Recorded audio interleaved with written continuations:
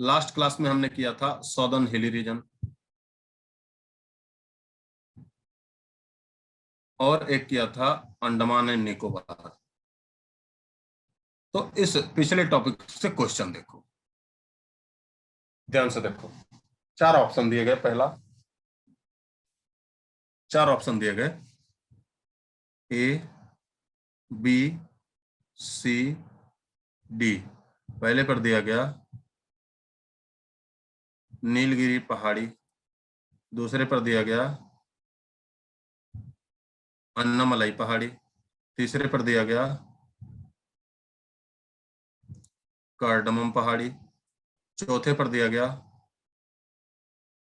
पालनी पहाड़ी, और फिर पूछा गया कि वेस्टर्न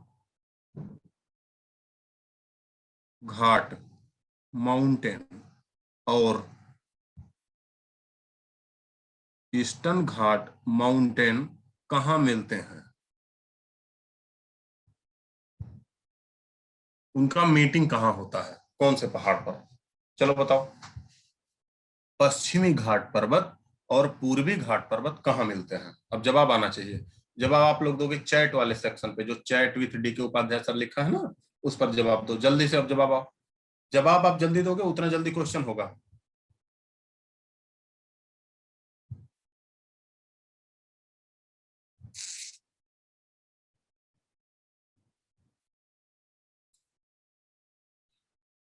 एक बार बताओ, कितने लोग क्लास किए थे पिछला वाला, जो भी पिछला क्लास हुआ था। ऋषभ, ऋषभ आप किए थे, आपका जवाब सही है। खुश रहो बेटा, खुश रहो, भगवान आपको जल्दी से सक्सेस करे। तो बताओ कितने लोग क्लास किए थे पिछला वाला।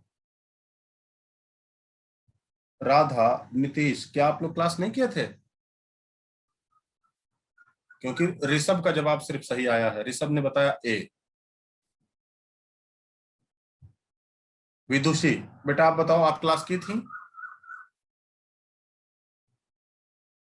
पिछला वाला क्लास की थी, तो इसका आंसर बताइए। पश्चिमी घाट पर्वत और पूर्वी घाट पर्वत कहाँ मिलते हैं, मीटिंग कहाँ होती है। पश्चिमी घाट पर्वत और पूर्वी घाट पर्वत का मीटिंग, उनका मिलन बिंदु कहाँ है। तो देखो बेटा, ऐसे ही तो बताया गया था, इसीलिए तो क्लास करना भी तो जरूरी रहता है। एक दिन क्लास करने आओगे फिर तमाम चीजें होंगी उसी में। टॉपिक से ही सवाल पूछे जा रहे हैं, उसके बाद आप लोगों का गलत हो रहा है। ऋषभ का सही बताया है। देखो, ऐसे मैंने उस दिन बताया था कि यहाँ से ऐसे आता है पश्चिमी घाट पर्वत, फिर ये ऐसे पूर्वी घाट पर्वत, मतलब ये वेस्टर्न घाट माउंटेन है, और ये क्या है, ईस्टर्न घाट माउंटेन। वेस्टर्न घाट माउंटेन और ईस्टर्न घाट माउंटेन जहां मिलते हैं, यहीं से शुरू हो जाता है ऐसे नीलगिरी, फिर उसके बाद है कार्डमम। यही बताया था ना बेटा, जितने लोग क्लास किए थे एकदम ख्याल होगा। बीच में कार्डमम है, फिर तीसरा है नीलगिरी, उसके बाद अन्नामलाई, सॉरी नीलगिरी, उसके बाद अन्नामलाई, कार्डमम, कार्डमम साउथ में है एकदम। तो नीलगिरी, उसके बाद अन्नामलाई, और उसके बाद कार्डमम, है ना, कार्डमम। यही कार्डमम के बगल में, यही देखो, यही आपका भारत का, या मुख्य भूमि के भारत का सबसे सदर्न पॉइंट है कन्याकुमारी।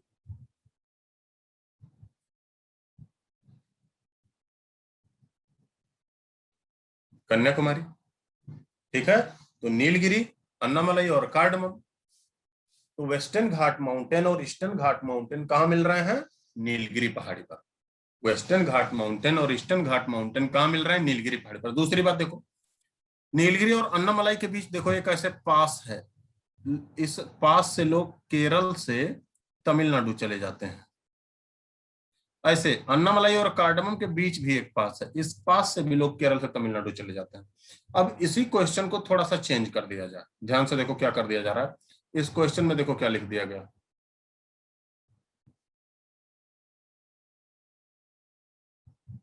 देखो इसी क्वेश्चन में लिख दिया जा रहा है क्या, कन्याकुमारी कौन से पहाड़ के इसमें से कौन से पहाड़ी के नजदीक है? किसके निकट बसा हुआ है कन्याकुमारी? जल्दी बताओ, जल्दी आंसर आना चाहिए। सी। ठीक है, क्या होगा? नीतीश का जवाब आया सी। तो आप ऐसे कह सकते हो कि कन्याकुमारी कौन सी पहाड़ी के नजदीक है। अच्छा, ये सवाल पिछले साल बीपीएससी प्री में आया था। बीपीएससी का जो प्री एग्जाम होता है उसमें आया था। दीपक का भी सही जवाब आया, विदुषी का भी सही जवाब आया। तो कार्डमम जो पहाड़ी है ना, कार्डमम पहाड़ी के बगल में ही है। कार्डमम जो पहाड़ी है उसी के बगल में है। डन। कार्डमम पहाड़ी, इलायची की पहाड़ी। ठीक है, अगला, अगला सवाल बताओ। पिछले क्वेश्चन या पिछले क्लास से संबंधित ही हम सवाल पूछेंगे, ये ध्यान रहे।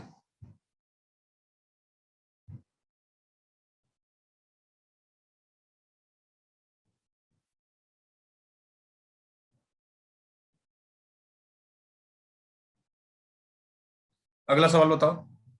देखो, नीलगिरी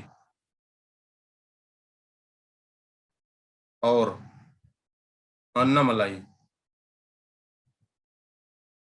के मध्य कौन सा पास है? जवाब बताओ। इसे तो बिना ऑप्शन देखे जवाब बता सकते हो, तो साफ साफ पढ़ाया गया है। बहुत अच्छा, सोमी, सोमिल। बहुत अच्छा बेटा, बहुत अच्छा, आपका जवाब तुरंत आया, बहुत अच्छा जवाब आया, है ना। और कोई बताएगा? जवाब ही बता दो। नीलगिरी और अन्नामलाई पहाड़ी के मध्य कौन सा पास है? नीलगिरी और अन्नामलाई पहाड़ी के मध्य कौन सा दर्रा है? जल्दी बताओ। सोमिल का जवाब सही आया। कौन सा दर्रा? यही होता है ना क्लास करने का नतीजा।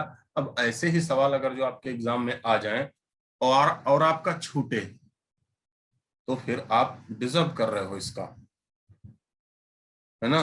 आपका छूट जाए अगर जो ऐसा ही सवाल, तो फिर तो भैया आप हो, आपने गड़बड़ किया तो छूटा आपका। ऐसे नहीं करते भाई, ये गड़बड़ बात है। इसीलिए मैं आप लोगों से सवाल नहीं करने वाला था कि आप लोग क्लास ही नहीं की हो, कैसे सवाल करोगे? क्या क्वेश्चन करा जाए, क्वेश्चन आंसर बताया जाए? एक बात बताओ, क्वेश्चन का आंसर मैं बताऊं तो वो तो कोई गाइड भी खरीद लोगे वो भी बता देगा। मैं आखिर किस लिए डिफरेंट हूं कि भाई कोई टॉपिक अगर जो हम पढ़ रहे हैं, टॉपिक पढ़ रहे हैं, उसी टॉपिक से संबंधित अगर जो सवाल किए जा रहे हैं, आप लोग नहीं बता पा रहे हो क्योंकि क्लास नहीं किए थे। जितने लोग क्लास किए हैं वो पक्का बता सकते हैं, क्योंकि इतना आसान ढंग से मैं बताया था, है ना। तो देखो, इसमें एक सोमिल ने तुरंत बताया। इसमें आप देख सकते हो पाल घाट। ऑप्शन की जरूरत क्या है यार? इतना साफ साफ बताया था, उसमें ऑप्शन की जरूरत क्या है? जिस कॉपी पर लिखे हो कॉपी देख के ही बता देना चाहिए था, पाल घाट पास। दूसरा बता दो, ये अन्नामलाई और कार्डमम के बीच, मतलब ये जो पास है ये है पाल घाट। अब बताओ, ये जो पास है कार्डमम और अन्नामलाई के बीच, ये बताओ कौन सा पास है? इसका भी नाम बता दो, जल्दी बताओ। बहुत अच्छा बेटा, बहुत अच्छा सोमिल। सेनकोटा।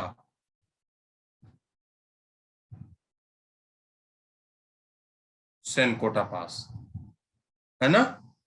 बहुत अच्छा, बहुत अच्छा, आपने क्लास किया तो उसका आपको मिल रहा है फल। चलो, बहुत अच्छे। तो ये सेनकोटा पास। अब और सवाल बताओ, और सवाल बताइए आप लोग। इसे मैं क्यों हटाऊं? हटाओ, और सवाल बताओ। और सवाल आप बताओ अंडमान निकोबार से। चलो बताओ, अंडमान निकोबार की राजधानी पोर्ट ब्लेयर कहाँ है? अंडमान निकोबार की राजधानी पोर्ट ब्लेयर कहाँ है?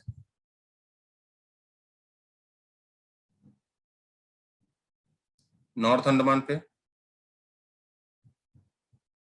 मिडिल अंडमान पे,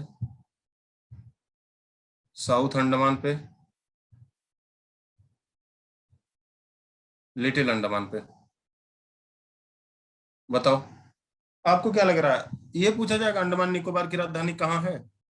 ये तो सबको पता होगा, आप किस मामले में डिफरेंट हो तो बताओ। बहुत अच्छा, सोमिल। अच्छा, इस सोमिल को ही सिर्फ जवाब पता है? नीतीश का भी जवाब आया सी। नीतीश का भी जवाब आया, सोमिल ने तो बेचारे तुरंत लिख के भेज दिए साउथ अंडमान। बहुत अच्छा, बहुत अच्छा। सौरभ का भी जवाब आया। क्या नाम है तुम्हारा? ऋषभ। ऋषभ का भी जवाब आया। ठीक, ठीक है बेटा, बहुत अच्छा। ऋषभ, आप चैट वाले पर मैसेज करो बाबू, चैट वाले सेक्शन पे।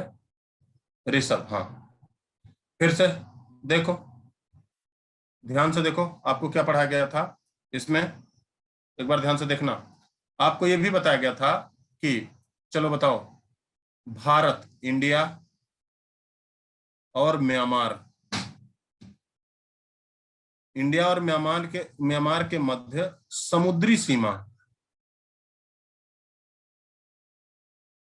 समुद्री सीमा बनाने वाला चैनल कौन सा है?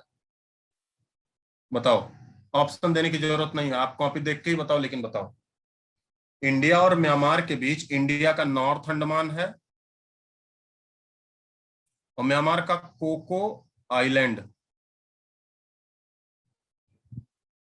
बताओ, कौन सा समुद्री सीमा बनाता है भारत और म्यांमार के बीच? ये भी आपको बताया गया था, जल्दी बताना है।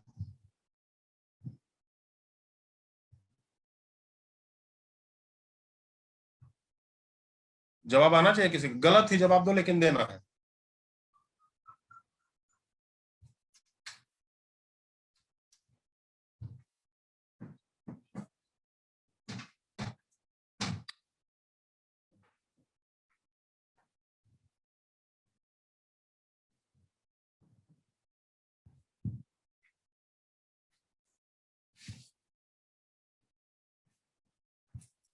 चलो, बंगाल की खाड़ी, पूर्वी ने सही जवाब बताया।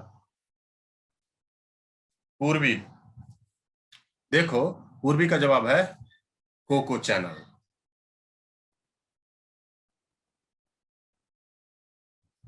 कोको चैनल, ऐसा भी जवाब आ सकता है।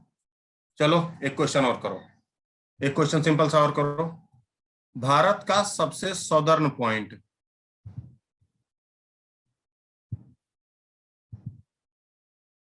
भारत का सबसे सदर्न पॉइंट है, पहला तो यही जवाब हो सकता है, यही सवाल हो सकता है कौन सा?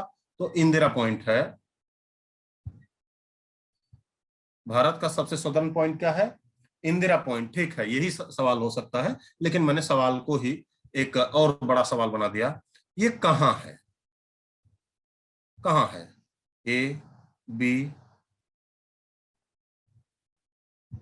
सी,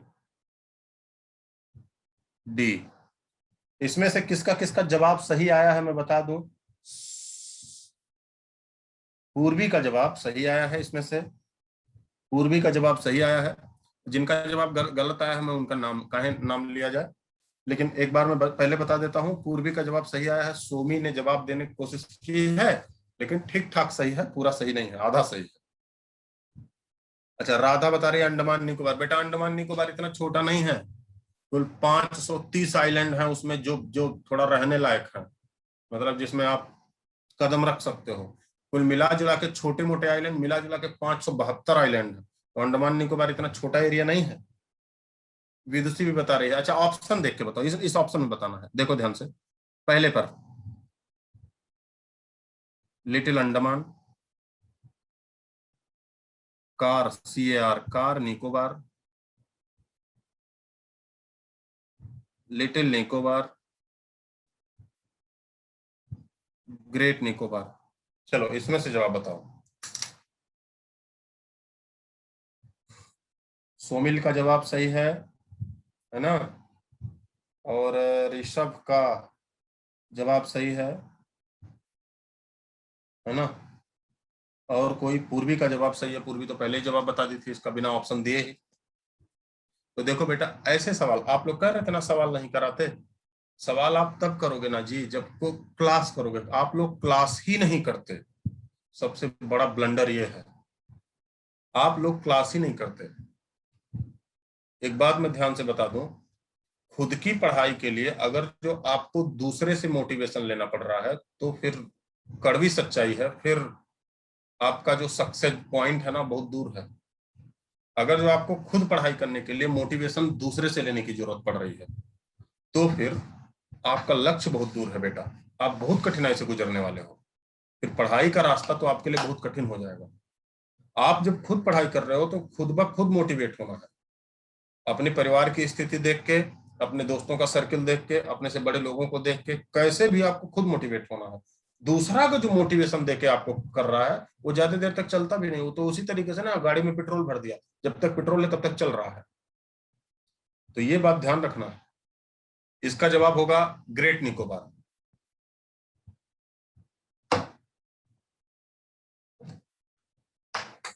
इसका जवाब ग्रेट निकोबार होगा।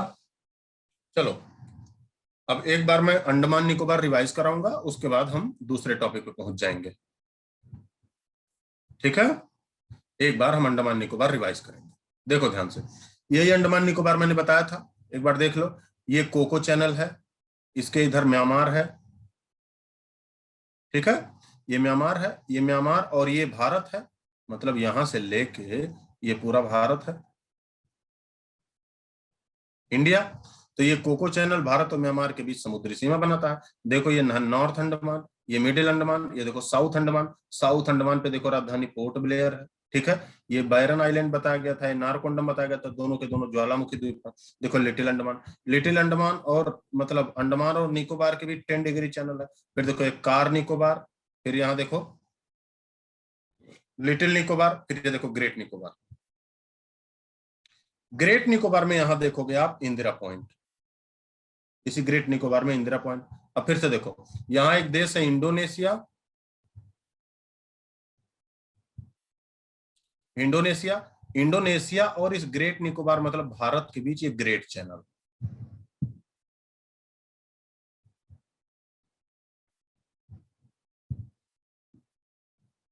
इसके बीच ग्रेट चैनल, यही बातें आपको बताई गई थी, ठीक है।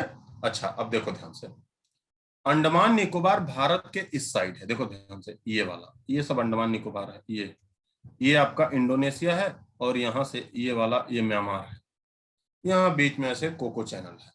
तो ये अंडमान निकोबार तो भारत के किधर है, ये अंडमान निकोबार भारत के पूर्वी साइड है, ये भारत के पूर्वी दिशा में है, पूर्वी साइड में है, ठीक है। अब अंडमान निकोबार के बाद इस अरब सागर में कुछ द्वीपों को हमें देखना है, जो आपके अरब सागर में द्वीप है। अरब सागर में देखो यहाँ हल्का सफेद सफेद ये सारे आइलैंड दिख रहे होंगे, इसे कहा जाता है लक्षद्वीप, इसे कहा जाता है लक्षद्वीप। तो चले हम अब इसकी शुरुआत करें, इसकी पढ़ाई हम शुरू करें, जल्दी बोलो। लक्षद्वीप शुरू किया जाए, बताओ बेटा। थोड़ा अलर्ट रहना, ठीक है, थोड़ा अलर्ट रहना एकदम। जो भी चीजें बताई जा रही हैं उसे अच्छा बेहतर तो यही होगा कि नोट करना। देखो ये लक्षद्वीप, लक्षद्वीप कुल मिला जुला के इसमें 36 द्वीप है, भारत के कब्जे में 36 द्वीप है, 36 द्वीप है। देखो 35 तो ये है, 35 द्वीप तो ये है, बाकी एक यहां देखो ये है, एक आइलैंड ये है, और ये पूरा का पूरा लक्षद्वीप है जो भारत का एक यूनियन टेरिटरी है, मतलब संघ राज्य क्षेत्र है। अब इन 36 द्वीपों में, इन 36 द्वीपों में ये वाला जो आइलैंड आपको दिख रहा है इसी को कहते हैं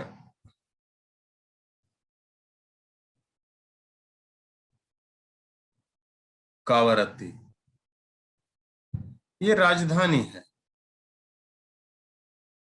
ये अंडमान निकोबार की लक्षद्वीप की राजधानी है। तो कावरत्ती लक्षद्वीप की राजधानी है। फिर से देखो, ये एक आइलैंड आपको दिखा बिट्रे, और यहां एक आइलैंड आपको दिखा ये वाला एंड्रोट, बिट्रे जो है ये सबसे छोटा आइलैंड है। बिट्रे जो है ये अंडमान निकोबार का सबसे छोटा द्वीप है। तो ऐसे हम लिख सकते हैं, पहला point, betray is smallest island of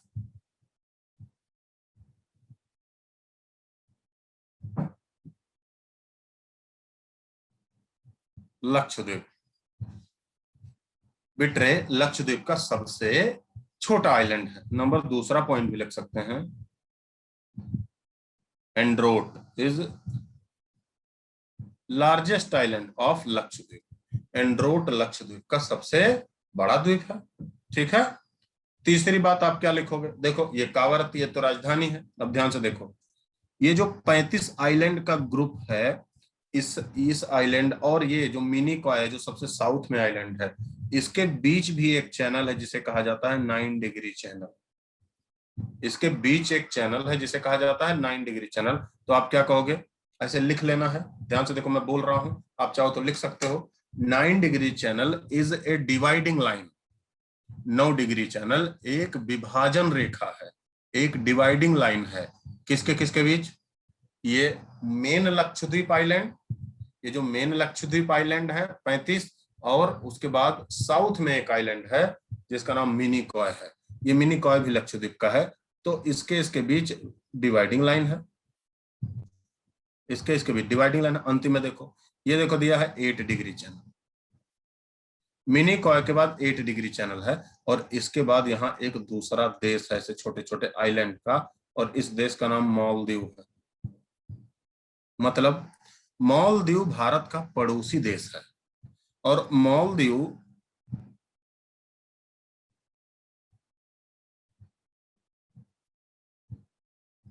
eight degree channel. Maldives और भारत के मध्य जो समुद्री सीमा है, मालदीव भारत के मध्य जो सी बाउंड्री है, जो समुद्री सीमा है, इंडिया, इंडिया में कौन सा? मिनी कॉय और मालदीव। तो भारत और मालदीव के मध्य समुद्री सीमा बनाता है ये 8 डिग्री चैनल। ये 8 डिग्री चैनल भारत और मालदीव के मध्य समुद्री सीमा बनाता है। और 9 डिग्री चैनल क्या करता है? लक्षद्वीप को, 35 द्वीप को नॉर्थ में, और इसके साउथ में एक द्वीप है जिसे कहा जाता है मिनी कॉय। डन। तो 3-4 बातें इसमें से आ सकता है। ये डिग्री चैनल कभी कभी पूछा जाता है, जैसे पिछले साल एयरफोर्स का एग्जाम हुआ था, उसमें से 2 डिग्री चैनल, मतलब ऐसे 2 क्वेश्चन आए थे डिग्री चैनल से ही। एक अंडमान निकोबार में 10 वाला आया था और ये 8 वाला आया था। ठीक है। तो 2 क्वेश्चन इसी से आ गए थे। कभी कभार जब एग्जामिनर क्वेश्चन डालते हैं तो आजकल आपको समझना होगा कि आजकल जो आपके क्वेश्चन डाले जाते हैं वो सॉफ्टवेयर होता है, एक सीडी होती है। उस सॉफ्टवेयर में हर टॉपिक से, जैसे मान लिया मैं ये टॉपिक पढ़ा रहा हूं, तो ऐसे हर टॉपिक से क्वेश्चन डाले जाते हैं। तो किसी किसी पेपर में किसी एक ही टॉपिक से 2-2, 3-3 क्वेश्चन, 4-4 क्वेश्चन डाल दिया, काम खत्म हो गया, है ना। किसी एक टॉपिक से कुछ और क्वेश्चन डाल दिया, तो इस टाइप के क्वेश्चन डाले जाते हैं। समझ में आ रही बात है? चलो, तो बेटा लक्षद्वीप हो गया, अंडमान निकोबार हो गया। अब हम एक नए चैप्टर की तरफ आएंगे। देखो ध्यान से, रेडी हो?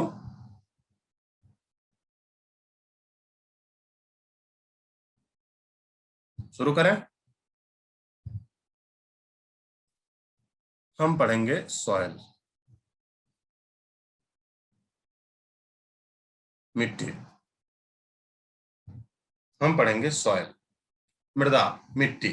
देखो, भारतीय कृषि अनुसंधान परिषद जो है, इसका हेडक्वार्टर नई दिल्ली है।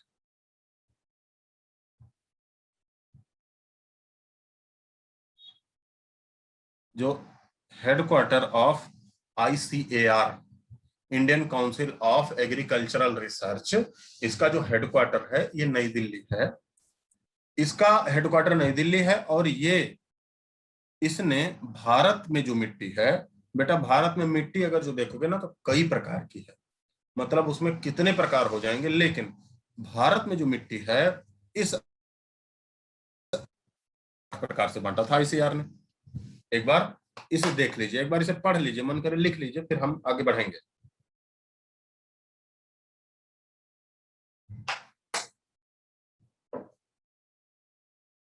पढ़ लिए, देख लो। पहले पर है रेड सॉयल, दूसरे पर ब्लैक सॉयल, तीसरे पर लेटेराइट्स, चौथे पर है saline and alkaline soil. Saline and alkaline, saline मतलब साल्ट वाली मिट्टी जिनमें लवण हो, एल्कलाइन मतलब क्षार वाली मिट्टी जो क्षारीय हो, क्षार अम्ल आप जानते होंगे, बेस एसिड ये आप जानते होंगे। तो फिर उसके बाद पीट एंड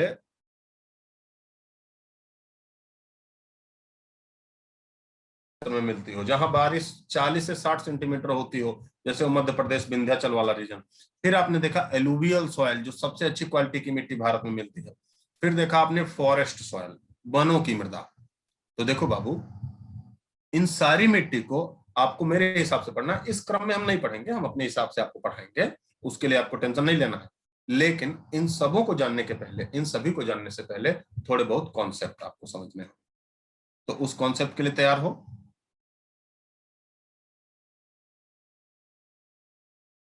तो हमें कॉन्सेप्ट समझना है।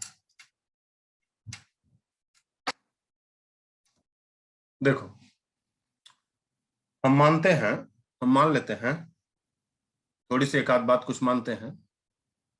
जैसे हम मानते हैं कोई चट्टान हो, मान लेते हैं रॉक ही हमने लिखा, रॉक। मानते हैं कोई चट्टान हो,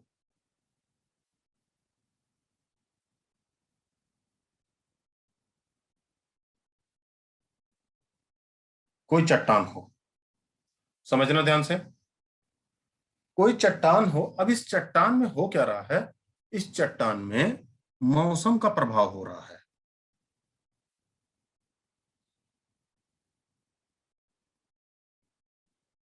मौसम का प्रभाव,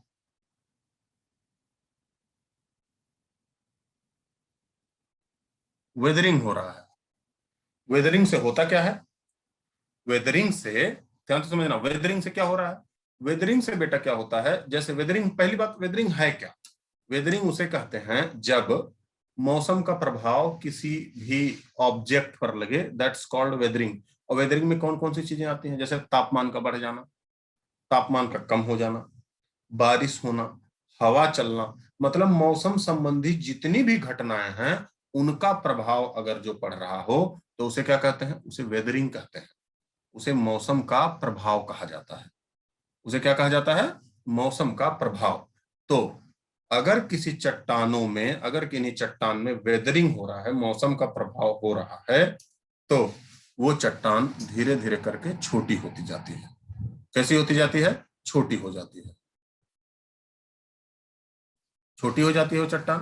अब वो चट्टान अगर जो छोटा होता गया वेदरिंग से, वेदरिंग से वो चट्टान छोटा होता गया, तो उससे, जब चट्टान है तो चट्टान का छोटा रूप क्या कहलाया, उसे कहते हैं बाउल्डर।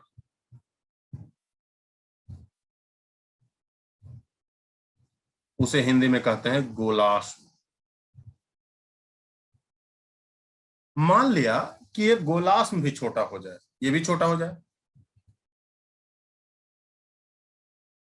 तो गोलार्ध के छोटे रूप को कहा जाता है ग्रेवेल। बजरी, बजरी भी छोटा हो जाए, बजरी के छोटे रूप को कहते हैं सिलिका, रेत या बालू आप कह सकते हो। बालू का भी छोटा रूप जो होता है, ये भी छोटा होता जाए, उसे कहते हैं सिल्ट। सिल्ट भी छोटा हो जाए, सिल्ट के छोटे रूप को कहा जाता है क्ले। चीका हिंदी इसकी होती है। क्ले को भी छोटा कर लो, क्ले के छोटे रूप को कहा दिया जाता है मड। मड मतलब कीचड़, पंक। अगर जो कोई चट्टान हो उसमें मौसम का प्रभाव होने लगे, मौसम का प्रभाव का मतलब उसमें बारिश हो, तापमान हो, जैसे आप ऐसे भी देखते होगे ना, एक कोई साधारण कोई भी ऑब्जेक्ट हो आप छत पे रख दीजिए, उस पर धूप पड़े बारिश पड़े तो धीरे धीरे डिग्रेडेट होता है, मतलब उसमें कटना छटना शुरू हो जाता है और धीरे धीरे कम होने लगता है। तो ऐसे ही किसी भी चट्टान में, इसी को ध्यान से देखो, किसी भी चट्टान में अगर जो उसमें वेदरिंग हो तो छोटा होके बाउल्डर बन जाता है, वो भी छोटा होके ग्रेवल बन जाता है, फिर छोटा हुआ तो सिलिका कहलाएगा, और छोटा हुआ तो सिल्ट कहलाएगा, और छोटा हुआ तो क्ले कहलाएगा, और छोटा हुआ तो मड या कीचड़ कहलाएगा। मतलब चट्टानों के सबसे छोटे रूप को, किसी भी रॉक के सबसे छोटे रूप को ही क्या कहते हैं, मड, कीचड़ कहते हैं। ठीक है, यहां तक कोई दिक्कत नहीं? जल्दी बताओ, यहां तक कोई दिक्कत नहीं? अब देखो अगली बात, मान लेते हैं, ये बताओ क्या क्या हमने लिया, इसे बताओ क्या क्या हमने लिया, बोलो क्या लिया? Silica, silt and clay. क्या क्या हमने लिया? Silica, silt and clay, silica, silt and clay. तो देखो इन्हीं तीनों के नेचुरल कंपोजिशन को,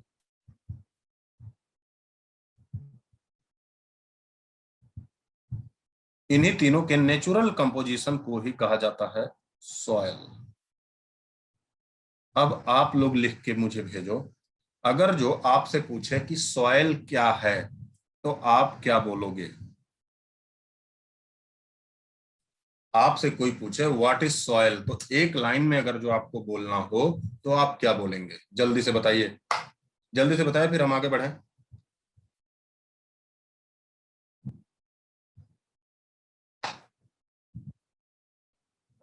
बोलो, आपसे कोई पूछे सॉयल क्या है, व्हाट इज सॉयल, तो आप क्या बताएंगे? ऐसे बोलेंगे, सिलिका सिल्ट, या natural composition of silica silt and clay called soil. रेत, सिल्ट और चीका का प्राकृतिक मिश्रण ही मृदा कहलाता है या मिट्टी कहलाता है। इतनी बातें हो गई, ठीक, आगे बढ़ो। फिर से देखो, अब ऐसी मिट्टी की बात हम कर रहे हैं, मान लेते हैं कोई ऐसी मिट्टी हो जो, जिसमें सिलिका भी, सिल्ट भी और क्ले भी बराबर बराबर मात्रा में हो, तो ऐसी मिट्टी को लोम्ड या दोमट, नहीं तो इंडिया में ऐसी मिट्टी को कहा जाता है एलुवियल सॉयल, जलोढ़ मिट्टी। कौन सी मिट्टी? जलोढ़ मिट्टी। तो ऐसी मिट्टी जिसमें सिलिका, सिल्ट और क्ले एकदम बराबर बराबर हो, तो ऐसी मिट्टी को दोमट या जलोढ़ मिट्टी कहते हैं। दोमट स्ट्रक्चर इसका हुआ, कौन सी मिट्टी? जलोढ़ मिट्टी। अब आप एक बात बताओ, दूसरे पेज पे आ जाते हैं। अब आप एक बात बताओ, अगर जो आपसे ऐसे लिख दिया जाए कि इधर सिलिका, फिर इससे छोटा क्या है? बोलिए भाई, आप लोग बोलते ही नहीं, सबसे बड़ी समस्या तो ये है। सिलिका से छोटा क्या लिखा है? सिल्ट।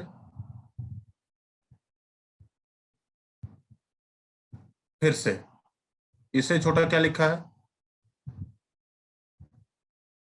क्ले। इससे छोटा लिखा है क्ले।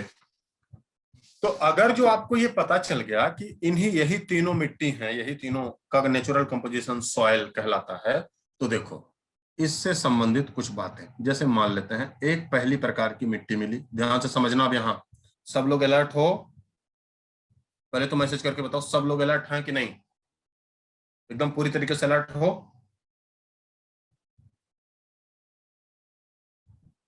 ठीक, ठीक ठीक।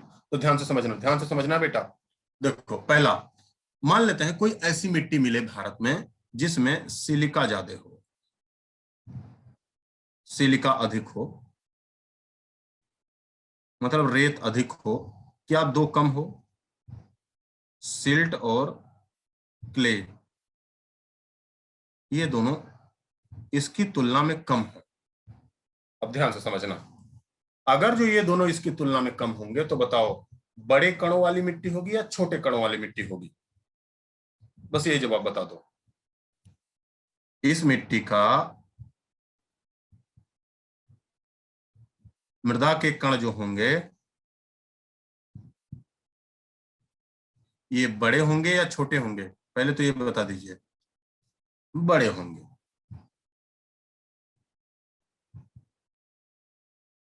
बड़े होंगे। इस मिट्टी के मृदा के कण कैसे होंगे? बड़े होंगे।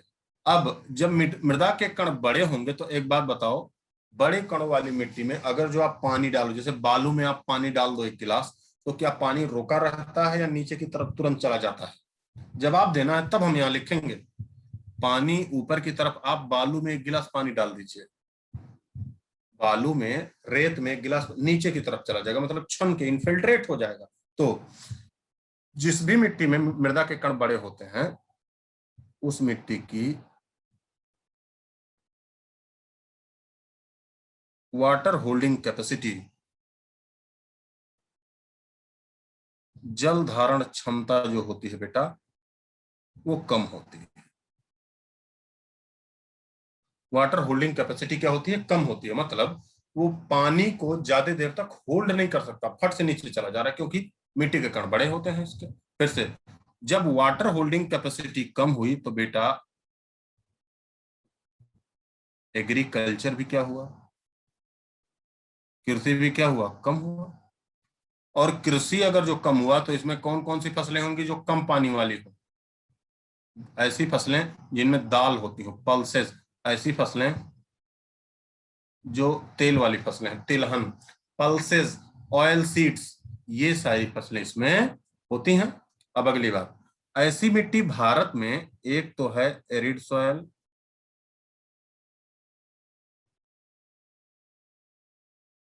एक तो है रेड सॉयल। तो एरिड सॉयल इसी को डेजर्ट कहते हैं, या कौन सी मिट्टी? Red soil. तो लाल और शुष्क मिट्टी जो है यही भारत में इस प्रकार की मिट्टी है, जिसमें कौन कौन सी फसल होती है? दलहन फसल होती है, तिलहन फसल होती है। हम एक एक मिट्टी के बारे में पढ़ाएंगे, बस अभी इक्वेशन समझो। अब हमने क्या देखा? पहले पहले पॉइंट पे हमने क्या देखा? पहले पॉइंट पे हमने देखा कि भाई अगर जो किसी में सिलिका ज्यादा हो, मतलब बड़े कण ज्यादा हो, दोनों छोटे कण कम हो, तो वो भारत में लाल मिट्टी है और मरुस्थलीय मिट्टी या शुष्क मिट्टी है, जिसमें खेती की मात्रा कम होती है। अब दूसरा देख लो, दूसरा देखो, नंबर सेकंड। अब इसे ले लेते हैं, किसे? क्ले। ऐसी मिट्टी जिसमें क्ले जाते हो, तो क्या दो कम हो? सिलिका और सिल्ट, ये दो कम हो। अब ऐसी मिट्टी को क्ले टाइप सॉइल कहते हैं, जिस प्रकार ये इस मिट्टी को सिलिकेट सॉइल कहते हैं, मतलब बलुई मिट्टी। तो भारत में लाल मिट्टी और मरुस्थलीय मिट्टी बलुई मिट्टी कहलाती है। तो देखो, क्ले ज्यादा हो मतलब छोटा कण ज्यादा हो, सिलिका और सिल्ट कम हो, तो इसे कहते हैं चीका प्रकार की मृदा।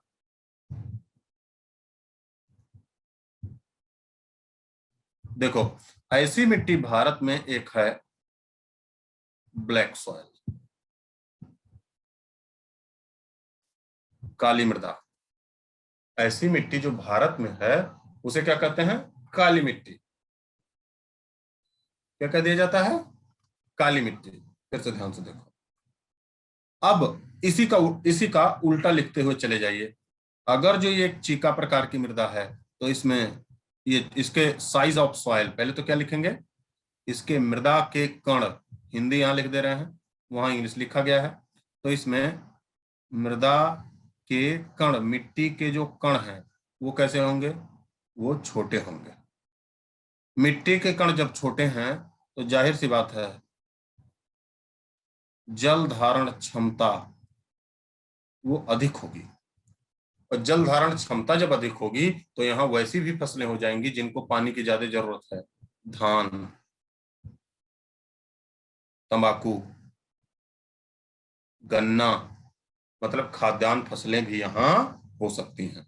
चलो बताओ, इतने यहां से कोई दिक्कत? किसी प्रकार की कोई दिक्कत यहां तक? जल्दी बताइए।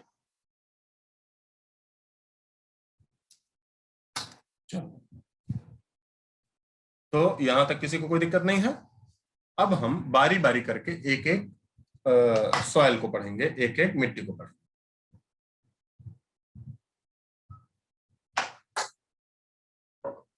देखो देखो,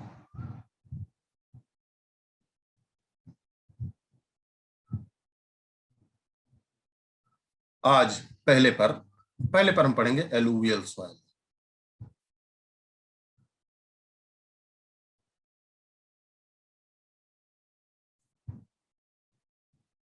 जलोढ़ मिट्टी।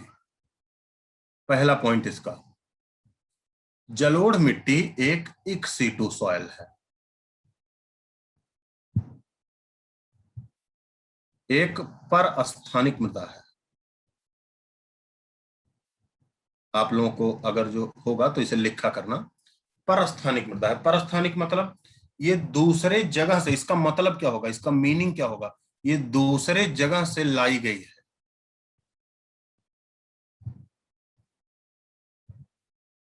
ये दूसरे स्थान से लाई गई है। और कौन दूसरे स्थान? ये लाई गई है पर्वतों से।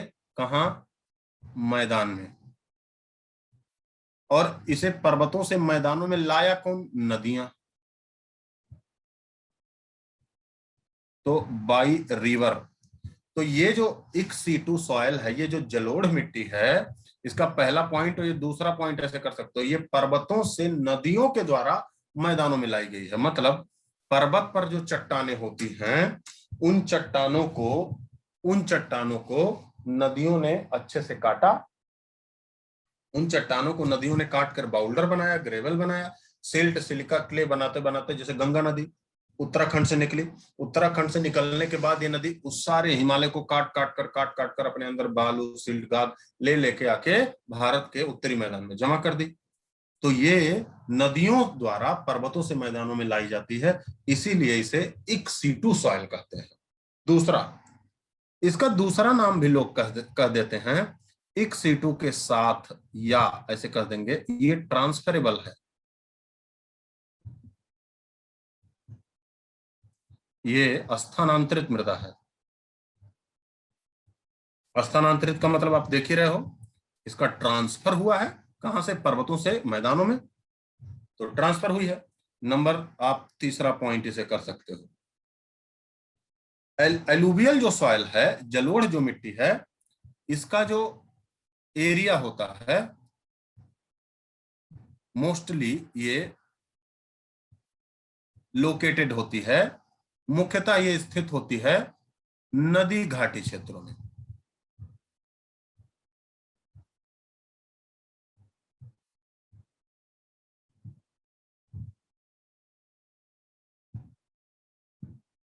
ये मुख्यतः कहां स्थित होती है? नदी घाटी क्षेत्र में होती है। मुख्यतः इसका एरिया नदी घाटी क्षेत्रों में पाया जाता है। ठीक है, तो नदियों के किनारे ही ये मिलती है। और अगर जो कहा जाए इसका मैक्सिमम एरिया,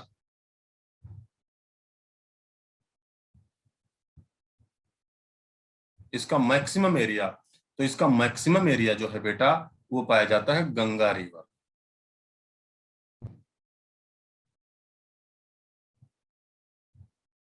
इसका मैक्सिमम एरिया कहां पाया जाता है? गंगा नदी तंत्र में या गंगा रिवर सिस्टम में।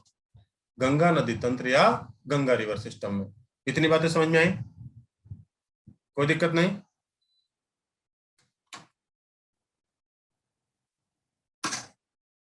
कोई दिक्कत नहीं यहां तक? अब देखो अन्य क्षेत्र।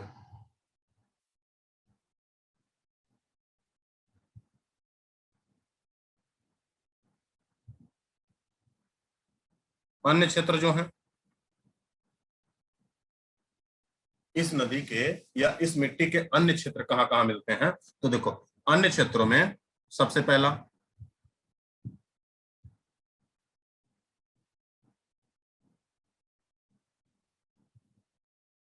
ब्रह्मपुत्र रिवर सिस्टम, दूसरा नर्मदा,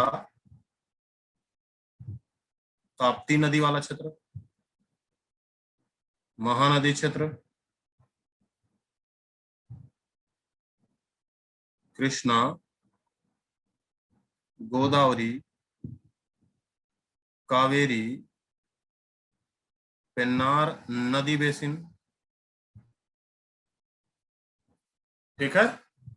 अन्य अन्य जो भी नदियां आपको दिख रही हैं, उन नदियों के बेसिन में जो, उन नदियों के किनारे, उन नदियों के एरिया में जो जो मिट्टी मिलेगी, वही कौन सी मिट्टी है? Alluvial soil. वही कौन सी मिट्टी है? एलुवियल सॉइल है। डन। आगे बढ़ो, आगे बढ़ो। फिर से देखो, ये जो एलुवियल सॉइल है बेटा,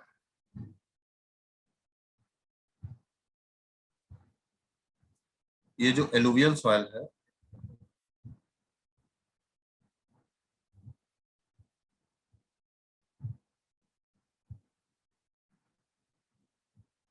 ये दो प्रकार की है। ये जो एलुवियल सॉइल है, ये दो प्रकार की है। देखो, एक प्रकार की एलुवियल सॉइल जो पुराने समय में बन चुकी है,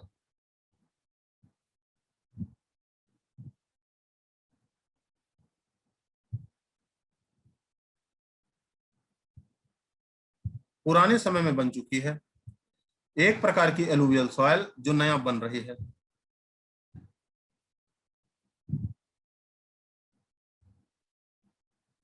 एक तो पुराने समय में बन चुकी है, एक नया बन रही है।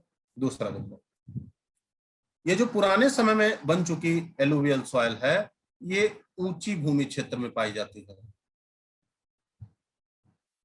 मतलब ये कहां पाई जाती है?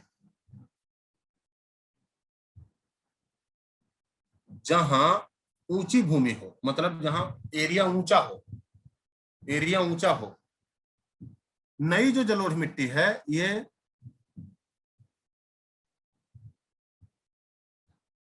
वहां पाई जाती है जहां एरिया नीचा हो। देखो, पुरानी भूमि जो क्षेत्र होती है, ये पुराना क्षेत्र, पुरानी जो जलोढ़ मिट्टी होती है, जब यहाँ ऊंची भूमि होती है बेटा, तो इस, ये जो पुरानी जलोढ़ मिट्टी है, ये बाढ़ प्रभावित नहीं होती।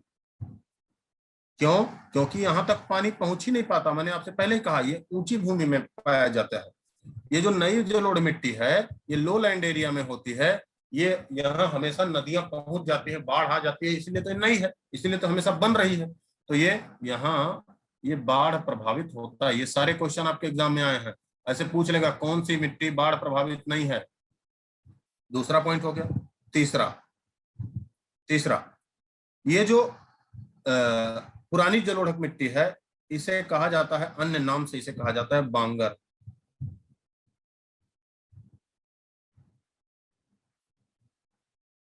इसे क्या कहा जाता है? बांगर। नई जलोढ़ मिट्टी जो है, इसे कह दिया जाता है खादर। नई जलोढ़ मिट्टी जो है, इसे क्या कह दिया जाता है? खादर। तो देखो, ऐसे भी पूछ लिया जाता है, ऐसे भी एग्जाम में पूछ लिया गया, बांगर, ऐसे चार ऑप्शन दे दिया गया, बांगर, खादर और दो नाम दे दिया गया। इसमें से कौन सी मिट्टी बाढ़ प्रभावित होती है? तो आपको पता होना चाहिए, इसी नई जलोढ़ मिट्टी का ही नाम क्या होता है? खादर। इसी नई जलोढ़ मिट्टी का नाम खादर होता है, और यही बाढ़ प्रभावित होती है। और बाढ़ प्रभावित क्यों होती है? क्योंकि ये कैसे क्षेत्र में मिलती है? ये निम्न भूमि क्षेत्र में मिलती है। कैसे क्षेत्र में मिलती है? निम्न भूमि क्षेत्र में मिलती है। और ये बाढ़ प्रभावित क्यों नहीं होती? क्योंकि बेटा ये उच्च भूमि क्षेत्र में मिलती है। ऊंची भूमि क्षेत्र में मिलने के कारण ही तो ये पुरानी हुई, क्योंकि यहाँ नदियां पहले आती थी, मतलब बाढ़ पहले आता था, तो नदियां अपने साथ बालू मिट्टी सब ला के उसे जमा करती थी, नया हो जाता था मिट्टी।